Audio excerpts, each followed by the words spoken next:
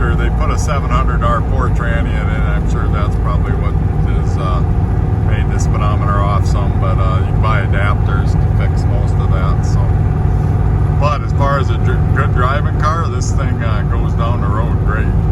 Nice and airtight, not any wind noise for the most part that I hear. No pull, there's me not even touching the steering wheel.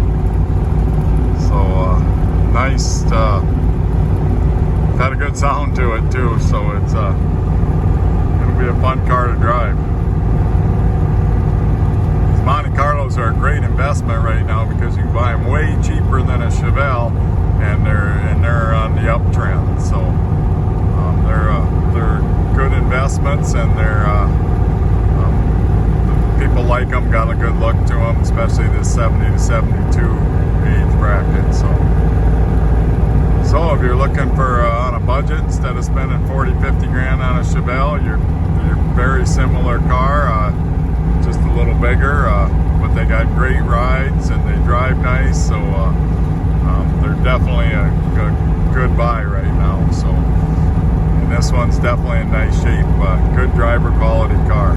So if you got any questions, give me a call, 605-695-7391.